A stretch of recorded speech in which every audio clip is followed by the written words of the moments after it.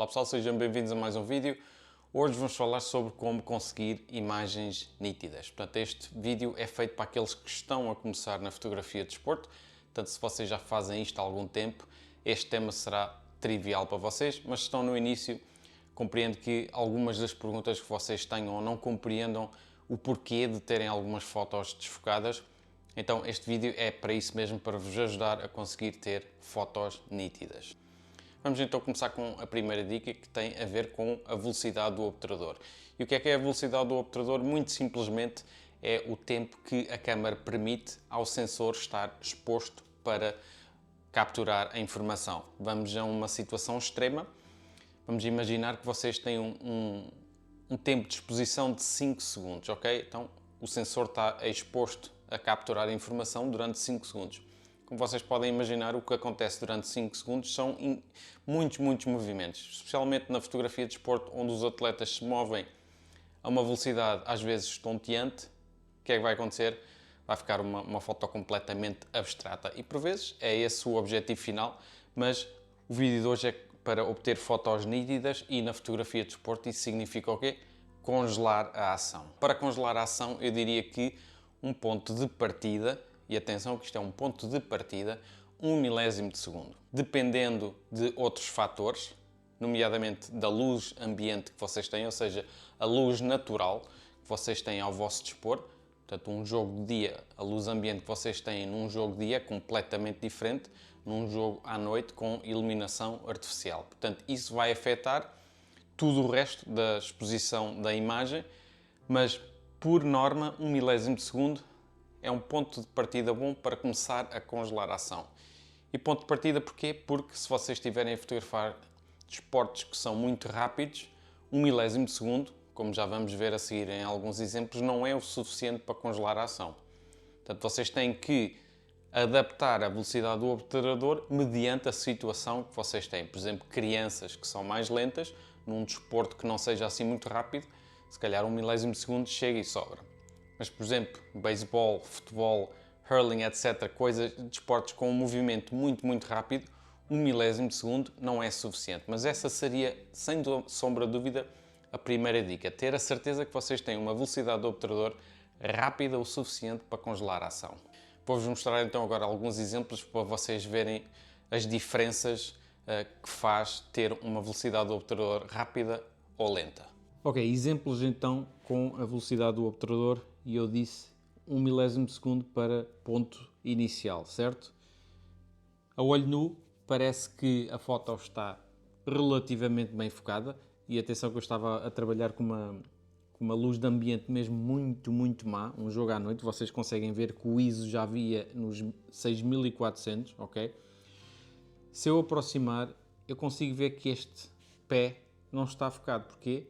Porque é um remate por norma é com muita força, muito rápido, então eu precisava de uma velocidade do obturador muito mais rápida para conseguir congelar aquele pé. Agora, isto é um bocadinho discutível, não é? Esta foto é aceitável? Sim, é, mas para ser melhor teria que ter uma velocidade do obturador mais rápida ainda do que esta. Vamos a um outro exemplo, quando eu estava a falar de jogos muito rápidos, Camogie ou Hurling é um dos casos, quando estes jogadores usam o taco com muita força para bater na bola. Vocês conseguem ver que aqui eu estou a 1/1600, ok? Portanto, uma velocidade do obturador ainda mais rápida, mas dá para ver que há algum desfoque nas mãos e no taco, ok?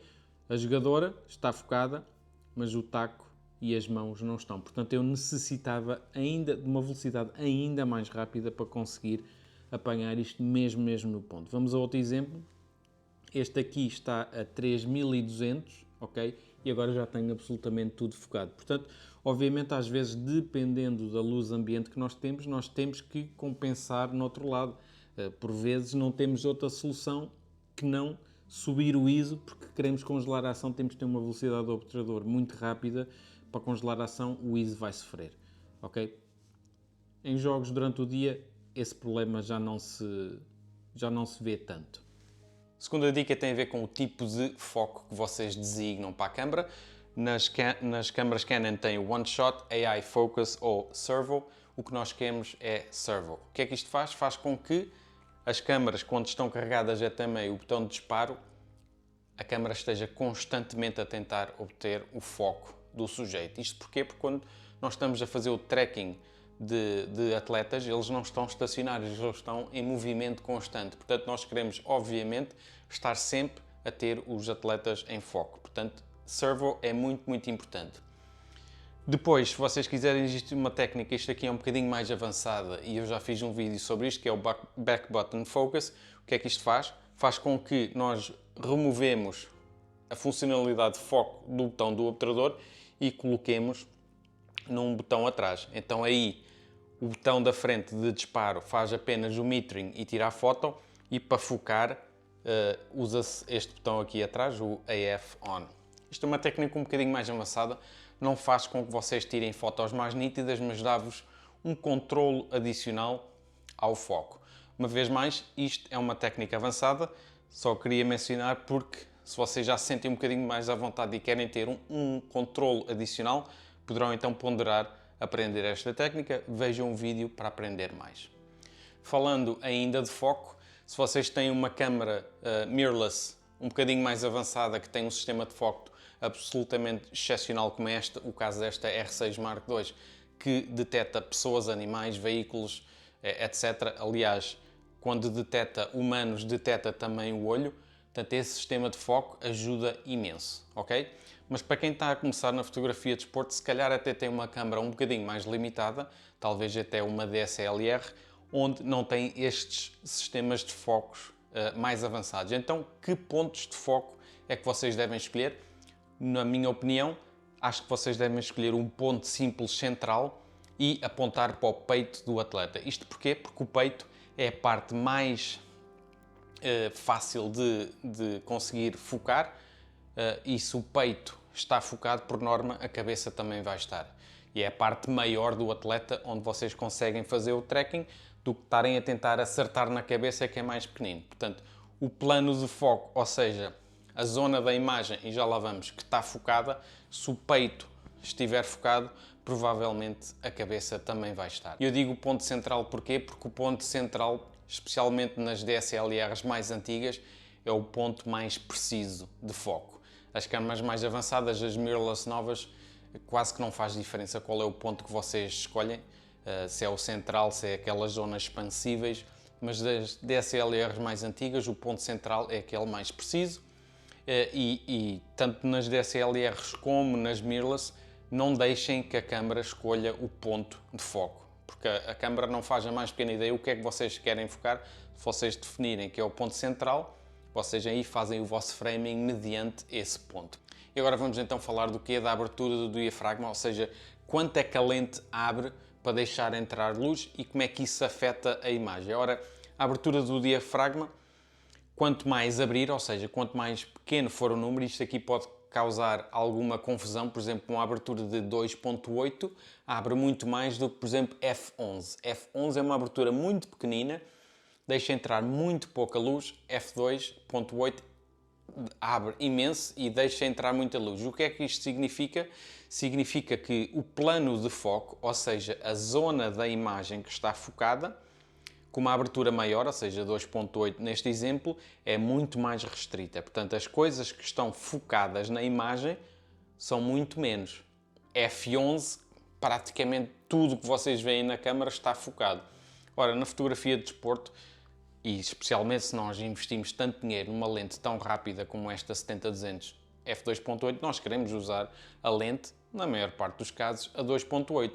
Mas com isso vêm algumas desvantagens, que é o facto do plano de foco ser mais restrito. E se nós errarmos, significa que pode falhar o foco e aí a imagem não fica nítida.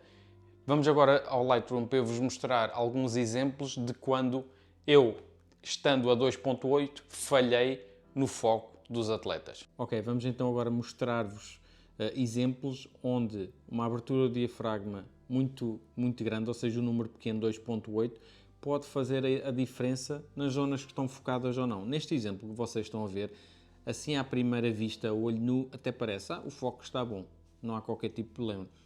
Agora, se nós quisermos ser mesmo muito picuinhas e aproximarmos, olhem para os braços dos jogadores. vocês estão a ver que este braço do jogador da camisola vermelho está completamente focado, e a cara também, e o de amarelo e preto já não tanto. O braço definitivamente não está, a cara está aceitável. Tudo bem que a foto, se fosse usada, seria com um zoom mais afastado, portanto não iria ter assim muita importância, mas é só para vocês terem a noção que basta um pequeno deslize e perdemos o foco por completo. Vou-vos mostrar um onde é muito mais evidente e aí a foto já não seria utilizável, que é o caso desta foto. Se eu aproximar, eu consigo ver que a bola ficou focada e a cara do jogador não. Portanto, esta foto para mim é para o lixo, não serve de todo. Porquê? Porque eu falhei o foco, ok? Portanto, é muito importante. 2.8, a margem de manobra é mesmo muito curta. A próxima dica para ter imagens nítidas tem a ver com conhecer o jogo. E vocês podem estar a perguntar, então, mas o que é que isso tem a ver com a foto estar nítida ou não? Muito simples. Se vocês conhecerem o jogo, vocês conseguem antecipar a ação. Vocês sabem quando é que os momentos chaves de uma jogada vão acontecer. Isso pode marcar toda a diferença, porque vamos imaginar que eu estou a fotografar um desporto que eu não conheço, estou com a câmera pousada ou simplesmente estou a olhar e de um momento para o outro paro-me. Esta situação é boa, deixa-me cá fotografar. Pego na câmera, aponto, tento focar, se calhar a lente e a câmera tentam apanhar o foco, demora algum tempo e se calhar eu já só apanho a parte final da jogada se tiver sorte. Ao passo que se eu conhecer o jogo, eu já sei o que é que vai acontecer, então eu já estou com o tracking, com o foco a ser feito e começo a disparar, a tirar fotos antes do momento acontecer. Portanto, é muito importante conhecer o desporto porque vocês conseguem antecipar a ação e conseguindo antecipar a ação nós já estamos a focar o sujeito e a tirar fotos antes desse momento-chave acontecer. Outro setting também que nós queremos ter definido na câmera é ter a câmera no modo de High Speed Continuous para tirar o máximo número de imagens possíveis que a câmera tira. A título de exemplo, esta R6 Mark II que eu tenho tira 12 frames por segundo com o obturador mecânico. Obviamente que eu quero ter esses 12 frames para poder escolher um momento exato. Se vocês tiverem uma máquina que tire 20, então tem um leque ainda maior à vossa disposição para escolher aquele momento preciso e, por vezes, um frame ou outro faz toda a diferença também na nitidez. Portanto, lembrem-se High Speed Continuous para terem um maior leque de imagens para escolher e por vezes poderá ser a diferença entre uma foto estar muito nítida ou ligeiramente menos nítida. Outra das razões para não ter fotos nítidas é a maneira como as pessoas seguram na câmara. Especialmente quando têm o braço esquerdo por cima no anel, quase que parecem umas galinhas, um aviador. Isto não dá estabilidade nenhuma. Ter aqui assim a mão por cima dá estabilidade, é ter os braços junto ao peito. Assim vocês conseguem ter uma estabilidade muito melhor quando estão a fazer o tracking do sujeito. E obviamente se tiverem uma lente, uma teleobjetiva, eu diria a 300mm para cima, e há quem use com a 70-200 também, porque isto passado algum tempo é pesado. Especialmente se vocês tiverem um grip de bateria, isto já são uns quantos quilinhos, e estar a fazer um jogo inteiro com isto cansa. Então usem um monopé, ok? Tripé para fotografia de desporto não se vê, mas um monopé sim dá uma estabilidade muito maior para fotografar. E se vocês estiverem a fotografar a mais de 1 milésimo de segundo, podem desativar a estabilização da lente porque não é necessária nesse caso. Pois, se mesmo assim vocês têm os settings absolutamente todos corretos, tiram a foto no computador, vocês veem que está tudo nítido, mas na câmera não está, quando vocês estão a ver, então vejam se o dióptero, que é esta rodinha aqui ao pé do viewfinder, foquem em alguma coisa estacionária que vocês sabem que está focado e andem com a roda para cima e para baixo. Vocês parece que estão a pôr uns óculos e a focar ainda melhor. Portanto, isto não muda o que a câmera está a fotografar, muda apenas aquilo que vocês veem, ok? Portanto, se vocês tiverem os settings todos corretos e quando estão a ver as fotos no computador está tudo bem, mas na câmera não aparenta estar, no viewfinder, vejam o dióptero. E por último, é também possível que vocês tenham alguma poeira ou no sensor ou na lente, portanto usem um rocket blower que manda ar lá para dentro e tira as poeiras. Nunca vão com os dedos a um sensor da câmera ou com objetos, usem um rocket blower, ou se querem ter uma limpeza a fundo, vão a profissionais que o possam fazer, não vão lá com os dedos nem com objetos, por favor, podem danificar a câmera.